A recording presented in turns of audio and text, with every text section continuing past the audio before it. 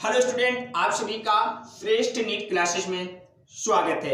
आज हम लोग जो चर्चा करने वाले हैं वो एनसीईआरटी 12th में चैप्टर 2 पर बात करने वाले हैं।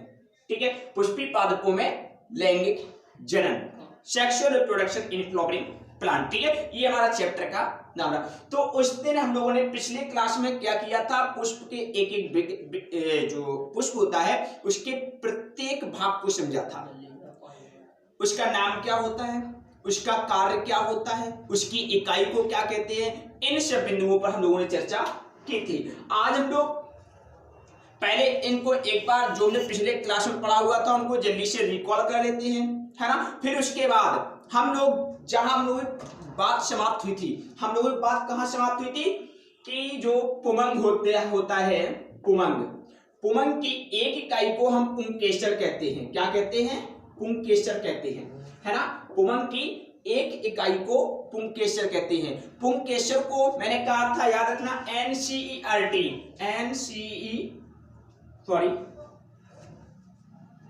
देखिए आपको याद क्या रखना है यहाँ पे, एनसीईआरटी में आपको पुंकेसर के दो भाग बताए गए हैं। एक भाग बताया गया है परागकोश और एक भाग बताया गया है तंतु, जिसको हम इंग्लिश में एंथर और फिलामेंट बोलते हैं। तो मैंने आपसे कहा था कि जो परागकोश होता है ना, परागकोश होता है, तंतु होता है, ये दो भाग तो होते ही होते हैं पुंकेसर के, इसमें कोई शंका नहीं है। लेकिन क्या होता है कि अन्य बुकों में आपको तीसरा भाग योजी भी लिखा मिलता है। तो मैंने कहा था उस दिन, मैंने आपको कहा था कि मैं पिछली क्लास में बताऊंगा, तो आज मैं बताऊंगा योजी वास्तव में कौन भाग है, क्या है, इस पर हम लोग आज चर्चा करने वाले हैं। तो एक बार हम लोग क्या करते हैं, पहले पूरे पुष्प को समझ लेते हैं, उसके सारे के सारे भागों के कार्य और नाम को समझ लेते हैं। उसके बाद फिर हम आगे की कहानी शुरू करते हैं। देखो क्या होता है, समझने का प्रयास कीजिए। यहाँ पर ये जो पुष्प है, देखो मैं प्रयास करूंगा कि आपको मैं अब यहाँ पर मैं चाहता हूं, क्योंकि बायोलॉजी की जो एनसीईआरटी है उस एनसीईआरटी में एक प्रॉब्लम हो रही होगी आप लोगों को। आप लोग जब एनसीईआरटी बुक रखते होगे अपने पास, तो उसके वर्ड टू वर्ड और आप उसके जब वर्ड टू वर्ड को पढ़ते होगे तो आप थोड़ी हो सकता है आपको कुछ समस्याओं का सामना करना पड़ता होगा। तो इसलिए मैं प्रयास करूंगा यहाँ पर कि अब जो आपको जितना भी एनसीईआरटी का कोर्स होगा मैं अपने पास बुक रख के फिर बताऊंगा। एनसीईआरटी आपको रखनी है, मैं उस बुक की एक एक लाइन को पढ़ूंगा और उस लाइन का क्या तात्पर्य है मैं उस पर चर्चा करता हूं। ठीक है, तो इसलिए अब आप एनसीईआरटी बुक रखिए, मैं जब लाइन जो बोलूंगा उस लाइन को समझना आपको पूरा समझ में आने वाला है। तो सॉरी, तो यहाँ पर जो पुष्प होता है, पुष्प को हम जब पढ़ना शुरू करते हैं, पुष्प को समझना शुरू करते हैं, तो सबसे पहले हम देखो एक चीज नोट करो, पुष्प को जब पढ़ना है तो इस डायरेक्शन में पढ़ना है और इस डायरेक्शन में पढ़ना है। समझने का प्रयास कीजिए। जब आप पुष्प को पढ़ना शुरू करें तो पुष्प को इस डायरेक्शन में पढ़ना है। अच्छा, इससे क्या होगा, इससे आपको एक एक कॉन्सेप्ट क्लियर होता जाएगा। ठीक है, तो जो पढ़ने का डायरेक्शन है ये आपको पता होना चाहिए। चलो हम शुरू करते हैं। तो सबसे पहले आपको इस क्रम में पढ़ना है। तो सबसे नीचे आप इस संरचना को देख रहे होंगे। ठीक है, अब मैं ज्यादा चर्चा नहीं करूंगा। ठीक है, मैं एक बार रिकॉर्ड कर देता हूं। इस भाग को क्या होता है समझने प्रयास कीजिए। जब आप पुष्प को इस डायरेक्शन में पढ़ोगे, ये ठीक है, तब आपको सबसे नीचे इस संरचना को, चलो मैं बताता हूं आपको, इसको मैं अलग करता हूं। ठीक है, अब समझ में आएगा। इस संरचना को हम व्रंत बोलते हैं। क्या बोलते हैं? व्रंत। अब जो व्रंत है, व्रंत पत्ती में भी होता है, व्रंत पुष्प में भी होता है। यानी व्रंत जो है उसका, आप जब व्रंत की बात करते हैं तो जब पत्ती में होता है, और पुष्प में यहां पर हम लोग बात कर रहे हैं पुष्प की, तो पुष्प के व्रंत को पुष्प व्रंत बोलते हैं। हिंदी में क्या बोलते हैं? पुष्प व्रंत, क्योंकि व्रंत किसका है? पुष्प का। तो ये हो गया आपका पुष्प व्रंत। अब पुष्प ग्रंथ का कार्य क्या है समझो। यदि आपने पहला लेक्चर नहीं पढ़ा था तो एक बार मैं आपको एक एक शब्द को बता रहा हूं। पुष्प ग्रंथ का कार्य क्या है? पुष्प ग्रंथ क्या करता है? पुष्प ग्रंथ पुष्प को शाखा से जोड़ने का कार्य करता है। सीधी सी बात, इसमें कोई रटने वाला तो टॉपिक है नहीं, ठीक है। इसके बाद आता है पुष्पासन। क्या आता है? पुष्पासन। ये पुष्पासन रहा आपका, चलिए प्रयास करना। अब पुष्पासन क्या है? पुष्पासन क्या है? ग्रंथ के ऊपर, समझो टॉपिक को समझने का प्रयास करना, रटना नहीं, डेफिनेशन को समझ लीजिए, ठीक है। पुष्प ग्रंथ के ऊपर प्लेट नुमा एक प्लेट नुमा संरचना को, पुष्प ग्रंथ के ऊपर प्लेट नुमा संरचना को हम पुष्पासन कहते हैं। क्या कहते हैं? पुष्पासन कहते हैं। या ऐसे बोल सकते हो कि ग्रंथ के ऊपर तस्त्री नुमा संरचना पुष्पासन कहलाती है। अब पुष्पासन का कार्य क्या है? पुष्पासन का कार्य है कि पुष्प के जो सारे के सारे भाग हैं उन सभी को अपने ऊपर व्यवस्थित क्रम में रखना। पुष्पासन नाम ही है पुष्प आसन, पुष्प का आसन, जिस पर सारा का सारा पुष्प स्थापित है, बैठा हुआ है एक तरीके से, इसलिए इसे पुष्पासन कहा गया। अब सॉरी, ठीक है। अब क्या होता है? अब जब हम देखेंगे पुष्प को, हाँ ये पुष्प थोड़ा अधूरा बना हुआ है। अच्छा बताओ क्या इसमें गलती है? बता सकते हो? देखो, जब आप बायोलॉजी या कोई सब्जेक्ट हो जब आप बेहतर तरीके से पढ़ना सीख जाओगे तो आप ऑटोमेटिक जो भी आपके सम्मुख गलती आएगी आप उस गलती को पकड़ना सीख जाओगे। अरे आपको यही तो करना है, डॉक्टर बनने के बाद शरीर के अंदर जो गलतियां हो रही हैं, जो रासायनिक संतुलन में जो गलतियां हो रही हैं, उन गलतियों को ही तो पकड़ना है ना। आहार नल को कैसे वर्क करना है, लीवर को यकृत को कैसे वर्क करना है, ये इस अंग का कार्य व्यवहार कैसा होना चाहिए पता है। अब उस अंग ने या रासायनिक परिवर्तन ने अपने आप को बदला, गलती की, उस गलती को पकड़ना ही तो तुम्हारा काम है। तो यहाँ पे क्या गलती हुई? गलती ये हुई मैंने यहाँ पर बहादुर पुंज नहीं बनाए, ठीक है। तो चलो बहादुर पुंज बना लेते हैं यहाँ पर।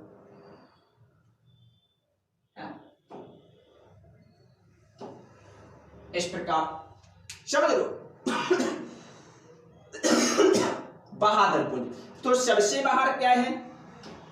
अब पढ़ने का डायरेक्शन हमारा ये हो जाएगा, ये वाला डायरेक्शन समाप्त हो गया, ठीक है। अब डायरेक्शन हमारा ये वाला आ जाएगा, तो याद रखना, गलती नहीं करना। तो सबसे बाहर जो है, सबसे बाहर क्या है? सबसे बाहर आप कहोगे, सबसे बाहर आपको दिख रहा है बहादुर पुंज। क्या इसको बोलते हैं? बहादुर पुंज। बहादुर पुंज क्या दिख रहा है? बहादुर पुंज। अब इसकी एक इकाई को देखिए, जब नंबर में एक से ज्यादा, यहाँ पर 2 हैं, बहादुर पुंज बोल दिया। जब नंबर में 1 हो, ओनली वन पूछे ये क्या है, एक पक्ति को, एक भाग को पकड़े पूछे ये क्या है, तो आपको बोलना है इसकी एक इकाई को बोलते हैं दलपुंज। क्या बोलते हैं? दलपुंज। और जब इसका नंबर 1 से अधिक हो तो बहादुर पुंज बोलते हैं। अब इसके बाद ये इनका क्या कार्य है? अरे भाई देखो सीधी बात है, पुष्प जो है, पुष्प में जो बहादुर पुंज होते हैं वो हरे रंग के होते हैं। कैसे होते हैं? हरे रंग के होते हैं। इनका क्या काम करता है? बहादुर पुंज क्या काम करता है? जब पुष्प कलिका अवस्था में होता है, जब पुष्प कलिका अवस्था में होता है तो इसके आंतरिक अंगों को सुरक्षा प्रदान करना। अच्छा आंतरिक अंग कौन होंगे अभी पूछूंगा, अभी थोड़ा क्वेश्चन समझेंगे तब बात करेंगे। एक कार्य हो गया कि जब पुष्प कलिका अवस्था में होता है तब उसके आंतरिक भागों की सुरक्षा करना। दूसरा काम क्या है? बहादुर पुंज का दूसरा काम है, ये हरे रंग के होते हैं, इनका दूसरा काम ये होता है कि पुष्प के लिए भोजन तैयार करना। क्या काम होता है? पुष्प के लिए भोजन तैयार करना। बात समझ में आ गई? अब इसके बाद आते हैं दलपुंज। क्या आते हैं? दलपुंज। ये कैसे होते हैं? रंगीन होते हैं। कैसे होते हैं? रंगीन। हर एक पुष्प में ये आपको अलग अलग प्रकार के देखने को मिलेंगे। तो क्या होता है, जो दलपुंज होते हैं वो रंगीन होते हैं। इनका काम क्या है? इनका काम है कि, बड़े ध्यान से टॉपिक को, ये कलरफुल इसलिए होते हैं कि जब कीट जो है कीट उसको आकर्षित करना, पुष्प का वास्तव में काम है कीटों को आकर्षित करना, ठीक है। तो कीटों के आकर्षित करने का काम, कीटों को प्रभावित करने का काम, कीट पुष्प की तरफ प्रभावित हो, इसके लिए कीटों ने अपने आप को विकसित किया और उसके लिए सबसे महत्वपूर्ण भूमिका निभाते हैं दलपुंज, ये रंगीन होते हैं। उसके बाद क्या आता है, उसके बाद आता है पुमंग। एक चीज और सुन लो, हाँ ये क्या है, पुमंग, पुमंग रहा। दलपुंज की इकाई को दल बोलते हैं, क्या बोलते हैं, दल बोलते हैं। अब बात करते हैं पुमंग। अब पुमंग जो होते हैं, सुनना बड़े ध्यान से, ठीक है। अब जो पुमंग होते हैं, पुमंग क्या करते हैं, ये पुष्प के नर जननांग होते हैं। क्या होते हैं, पुष्प के नर जननांग होते हैं। ये नर युग्मक को प्रोड्यूस करते हैं, नर युग्मक को उत्पन्न करते हैं, तो इनको क्या बोलते हैं, पुमंग। इनकी एक इकाई को यदि कोई पूछे कि ये क्या है, 1 2 3 4, दो ये क्या है, तो आप कहोगे सर पुमंग है। और कोई पूछे ओनली वन एक को, ये क्या है, तो कहेंगे सर ये पुंकेसर है। क्या है, पुंकेसर है। तो इसलिए ये क्या हो गया, पुंकेसर हो गए। पुंकेसर की एक पुमंग हो गए, और पुमंग की एक इकाई को पुंकेसर कहते, कोई डाउट है ना। इसके बाद आता है जायांग। जायांग क्या है, पुष्प का मादा जनन अंग होता है। अब ये क्या करता है, ये मादा युग्मक को प्रोड्यूस करता है, मादा युग्मक को उत्पन्न करता है, और इसकी एक इकाई को हम स्त्री केसर कहते हैं। क्या कहते हैं, स्त्री केसर कहते हैं। तो ये एक एक भाग मैंने आपको बता दिया, कार्य बता दीजिए, एक एक भाग आपको समझ में आ गया होगा। अब यहां पर क्या करते हैं, एक ही यूनिट को लिख लेते हैं, इकाई को लिख लेते हैं, ठीक है। चलो मैं बता देता हूं, बात समझ में आ गई होगी, ठीक है। चलो मैं इकाई लिख देता हूं। Number 1, number 2, 3, 4। तो सबसे पहले जायांग। जायांग की इकाई बोलते हैं स्त्री केसर। क्या बोलते हैं, स्त्री केसर। नंबर 2 पुमंग। पुमंग की इकाई को बोलते हैं पुंकेसर। दलपुंज की इकाई को बोलते हैं दल, और इसको बोलते हैं बहादल, है ना। तो सीधी बात है, बहादल मिलकर दलपुंज बनाते हैं। कोई डाउट, बहादल मिलकर बहादल पुंज बनाते हैं। मेरी बात ध्यान से सुनना, बहादल पुंज मिलकर दोबारा सुनिए, देखिए रॉन्ग बोला है ना, बहादल मिलकर बहादल पुंज बनाते हैं, ऐसे बोलना चाहिए। क्या बोलना चाहिए, बहादल मिलकर बहादल पुंज बनाते हैं। दल मिलकर दल पुंज बनाते हैं। पुंकेसर मिलकर पुमंग बनाते हैं, और स्त्री केसर मिलकर जायांग बनाते हैं। कोई डाउट, तो क्या हो गया, बहादल मिलकर बहादल पुंज बनाते हैं, दल मिलकर दल पुंज बनाते हैं, पुंकेसर मिलकर पुमंग बनाते हैं, और स्त्री केसर मिलकर जायांग बनाते हैं। आपको पता होना चाहिए। चलिए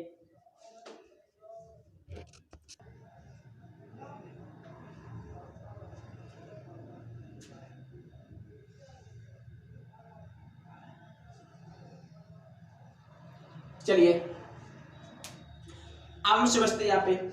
हाँ एक चीज याद रखना, जो जायांग है, जायांग की इकाई को हम स्त्री केसर कहते हैं।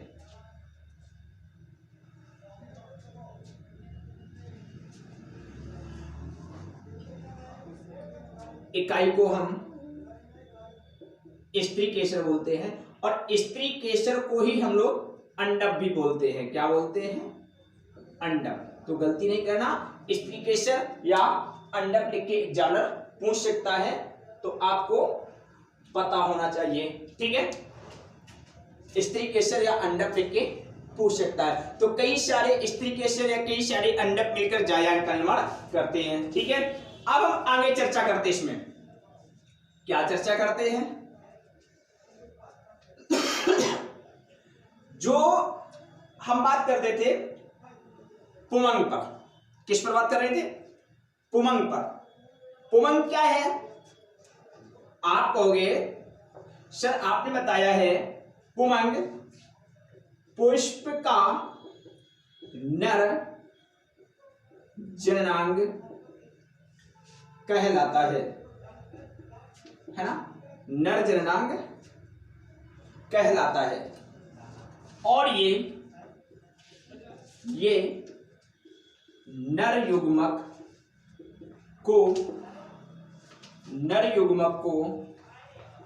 उत्पन्न करता है। कोई डाउट? इतना तो पता हो गया आप लोगों को। तो जो पुमंग होता है पुष्प का नर जननांग कहलाता है और ये नर युग्मक को उत्पन्न करता है। करता कि नहीं करता? है ना? अब समझो यहां पे। अब बात आती है कि जो ये नर युग्मक है, जो ये नर युग्मक है, ये कितने भागों से मिला होता है, या नर युग्मक के कितने भाग होते हैं? या हम ऐसे बोल सकते हैं, सॉरी, नर युग्मक में पुंकेसर, क्या बोलेंगे? पुंकेसर। तो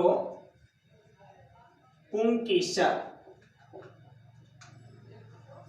के मुख्यतः दो भाग होते हैं। पुंकेसर के मुख्यतः दो भाग होते हैं। कौन कौन दो भाग होते हैं? कहोगे सर परागकोश और पुतंतु, या कहीं कहीं सीधे आपको तंतु लिखा होता है। इंग्लिश में इसको बोलते हैं फिलामेंट, इसको बोलते हैं एंथर, है ना? दो भाग होते। आप कहोगे सर आपने एक बात और बताई थी कि जो पुंकेसर है इसके तीन भाग भी होते हैं। बिल्कुल सही बात है, कई बुकों में आपको तीन भाग भी पढ़ने को मिलते हैं। अब वो तीन भाग कौन है? पहले दो भाग को समझते हैं, फिर हम तीन भाग को समझते हैं। हमने क्या किया कि इस पुंकेसर को मैग्नीफाई किया, पुंकेसर को मैग्नीफाई किया, तो हमने देखा ये रहा पुंकेसर। इस पुंकेसर को जब हमने मैग्नीफाई किया तो कुछ इस तरह से दिखाई पड़ता है। समझना बड़े ध्यान से।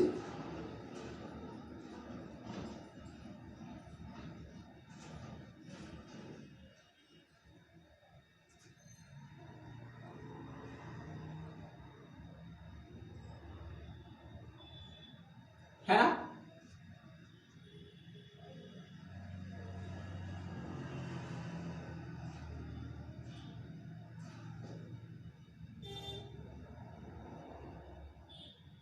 कुछ इस प्रकार दिखाई देता है। जब मैंने इस पुंकेसर को मैग्नीफाई किया तो पुंकेसर की संरचना कुछ इस प्रकार दिखाई पड़ी। इस भाग को मैंने क्या कहा?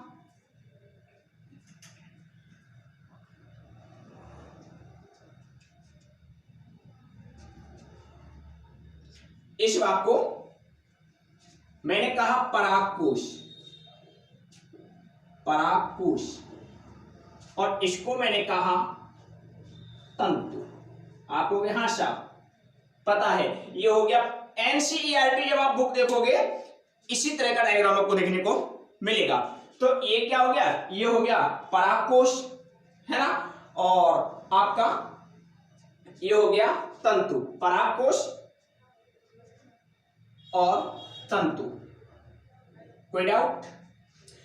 कहोगे हाँ सर एक भाग ये हो गया, एक भाग ये हो गया, हमको तो दो भाग दिख रहे हैं। आप कहते हो तीन भाग भी लिखे होते हैं। आप समझो तीन भाग कौन कौन होते हैं। तो यहां पर जो दो भाग हैं वो आपको दिख रहे हैं, एक परागकोश दिख रहा है, एक आपको तंतु दिख रहा है। मैंने कहा था तीसरा भाग जो होता है वो होता है योजी।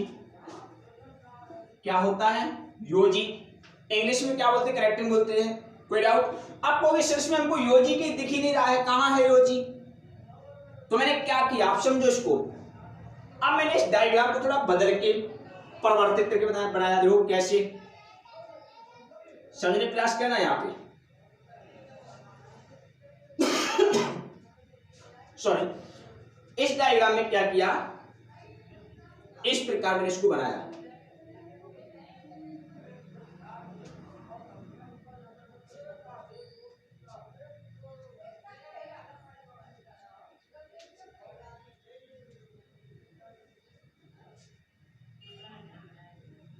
कुछ इस प्रकार आएगा।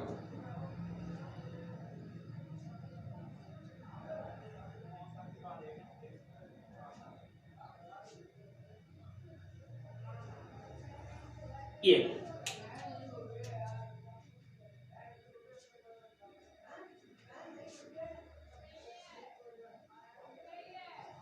ना, ये देखो।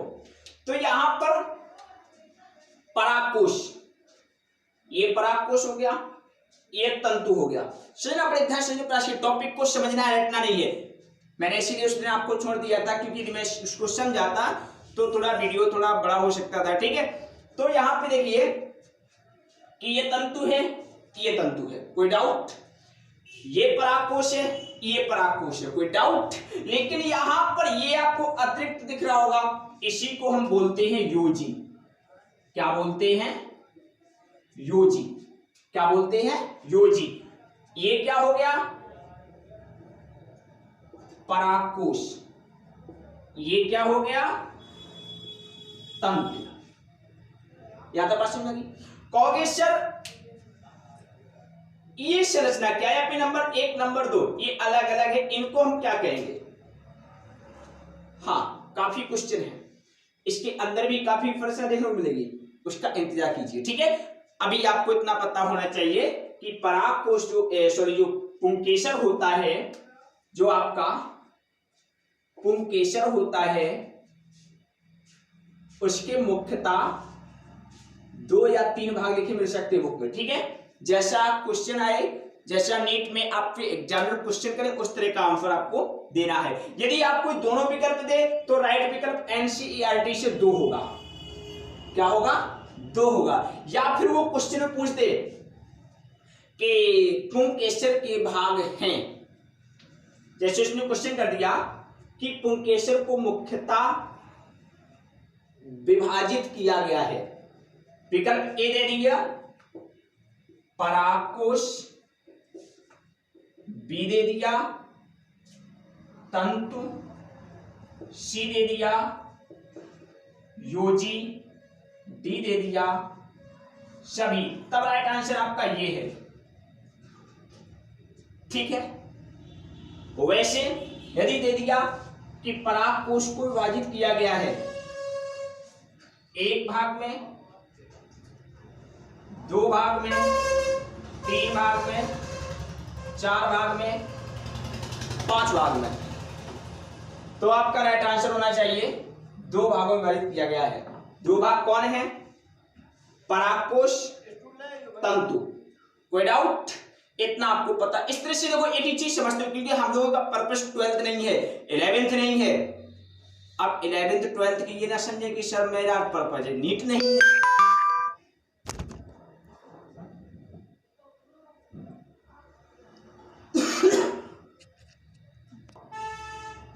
तो ऐसा कुछ भी नहीं है। कहने का मतलब है, अब 12th वाले ये नहीं कहेंगे सर हमारा पर्पस नीट नहीं है, तुम क्या मैं नहीं पढ़ूंगा। नहीं, तुमको पढ़ना है। 12th तो 11th के ही बुक को मैं पढ़ा रहा हूं। बस एक अंतर इतना है कि हो सकता जो आपके क्लास टीचर हो वो आपके सिलेबस को देख के पढ़ा रहे हो, आपके जो एक क्लास में जो बायोलॉजी पढ़ाने वाले शिक्षक हो वो आपके सिलेबस को देख के पढ़ा रहे हो, समय देख के पढ़ा रहे हो। ठीक है, ऐसा नहीं है कि कोई शिक्षक को कम ज्यादा, ऐसा कुछ भी नहीं है। ठीक है, सब बेहतर हैं और आप लोग तो बहुत ही बेहतर हो। ठीक है, चलिए वापस। तो कहने का मतलब है कि जैसा क्वेश्चन हो उस तरह का आपको आंसर देना है। आगे देखो क्या लिखा हुआ है, देखो तो बात समझ आ गई। 3 भाग कैसे होते हैं, 2 भाग कैसे होते हैं, ठीक है। अब आगे चर्चा करते हैं। तो अब हम बात करते हैं, पूरा हम लोग पुंकेसर समझ चुके थे। अब हम बात करते हैं स्त्रीकेसर की। किसकी बात करेंगे, स्त्रीकेसर, ठीक है। हाँ आगे डिटेल में पढ़ेंगे हम लोग, अभी पहले कुछ समझ लेते हैं, ठीक है। अब हम बात करेंगे स्त्रीकेसर। इसको मैंने कहा था अंडब भी कहा जाता है। क्या कहा जाता है, अंडब भी कहा जाता है। अब कहोगे सर आपने पुंकेसर, याद रखना ये जायांग की इकाई है। किसकी इकाई है, जायांग की। कई सारे स्त्रीकेसर मिलकर जायांग बनाते हैं, या कई सारे अंडक मिलके जायांग बनाते हैं। अब कहोगे आप ठीक है, आपने सर पुंकेसर की इकाई को बता दिया, सॉरी पुंकेसर के भागों को बता दिया। तो पुंकेसर के मुख्यतः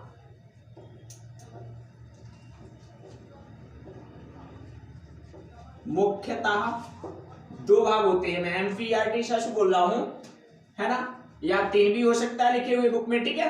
तो 2 कौन कौन होते हैं, पता हो गया, परागकोश, तंतु, और तीसरा जब पढ़ने को मिलता है तो वो होता है योजी।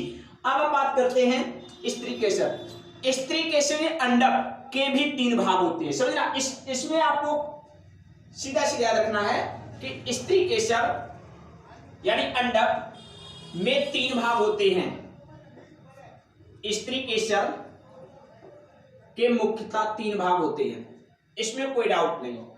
आप लोग कैसे होते सर 3 भाग, चलो देखते 3 भाग कौन है, हम इसको भी समझते डिटेल में, ठीक है।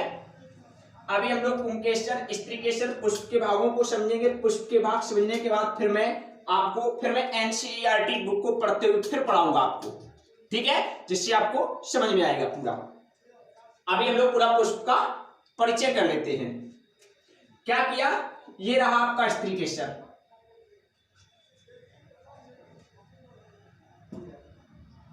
मैंने स्त्रीकेसर को मैग्नीफाई किया तो संरचना कुछ इस प्रकार दिखाई पड़ती है। ये होता है आपका स्त्रीकेसर।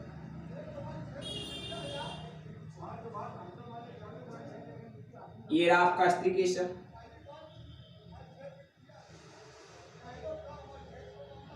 है ना।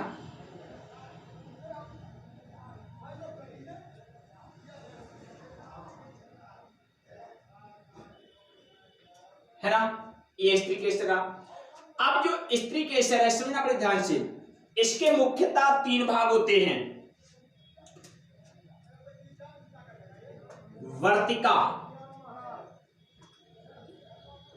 वर्तिका, समझना। देखो समझने का प्रयास कीजिए, टॉपिक को रटना नहीं है, समझना है। ये भाग होगा आपका वर्तिका, वर्तिका। अब इस वर्तिका के अग्रभाग को वर्तिकाग्र कहते हैं। क्या कहते हैं, वर्तिकाग्र कहते हैं। ये रहा वर्तिकाग्र आपका,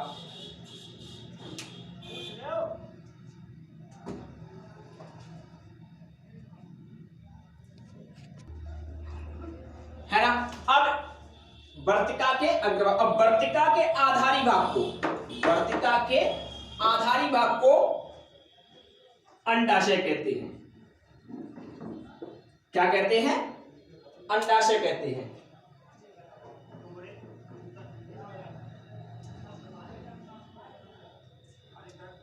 है ना। तो अंडक यानी वर्तिका के 3 भाग होते हैं, वर्तिकाग्र, वर्तिका, अंडाशय। कोई डाउट, बहुत अच्छे। अब इसको याद कैसे रखना है, डेफिनेशन कैसे बनानी है ना। देखो वर्तिका के पासना, वर्तिका के अग्रभाग को वर्तिकाग्र कहते हैं, वर्तिका के आधारी भाग को अंडाशय कहते हैं, अंडाशय को वर्तिकाग्र से जोड़ने वाली वृंतनुमा संरचना वर्तिका कहलाती है। तीनों मैंने आपको परिभाषा बता दी। फिर एक बात सुन लीजिए, वर्तिका के अग्रभाग को वर्तिकाग्र कहते हैं, वर्तिका के आधारी भाग को अंडाशय कहते हैं, अंडाशय को वर्तिकाग्र से जोड़ने वाली वृंत सदृश संरचना वर्तिका कहलाती है। कोई डाउट? ये आपके 3 भाग हो गए, ठीक है ना। अब हम लोग पुष्प के विषय में पूरी डिटेल इंफॉर्मेशन और एनसीईआरटी के एक एक शब्द को पढ़ते हुए चलेंगे। इसके लिए हम लोग अगली क्लास में चर्चा करेंगे, है ना। किसमें चर्चा करेंगे? अगली क्लास में चर्चा करेंगे। तो इस क्लास में आपको, इस क्लास में और पिछली क्लास में आपको पुष्प पूरा समझ में आ गया होगा। पुष्प के कौन भाग क्या कहलाते हैं, किसका निर्माण किसके मिलने से होता है, किस भाग का क्या कार्य होता है, किस भाग को हम किस प्रकार डिफाइन कर सकते हैं, ये आदि बिंदुओं को आप लोग समझ चुके होंगे। अब मेरा जो अगला टॉपिक होगा वो हम लोग पुंकेसर पर पढ़ेंगे, है ना। किस पर? पुंकेसर पर पूरी डिटेल में चर्चा करेंगे, है ना। क्या होता है पुंकेसर, किस तरह की, क्योंकि जो एनसीईआरटी का क्रम है मैं उसी पर चर्चा करूंगा और उससे पहले मैं आपको कुछ इंफॉर्मेशन बताऊंगा, ठीक है। पढ़ते रहिए, बहुत अच्छी बात है। और आप लोग एक चीज ध्यान और रखिए कि आप लोग जो पढ़ रहे हो वो नोट डाउन जरूर रखना, नोट्स जरूर बनाना। दूसरी बात ये याद रखना कि आप जो पढ़ रहे हो वहां पे एनसीईआरटी बुक आपके पास होनी चाहिए। अगली बार से आपको मैं एनसीईआरटी में बुक लेके नहीं आया हूं, लेकिन अगली बार से मैं एनसीईआरटी बुक लेकर आऊंगा आप लोगों के सम्मुख और पूरी इंफॉर्मेशन बताऊंगा कि किस लाइन का क्या अर्थ है। और इस चैनल को सब्सक्राइब और अधिक से अधिक लाइक कीजिए। धन्यवाद।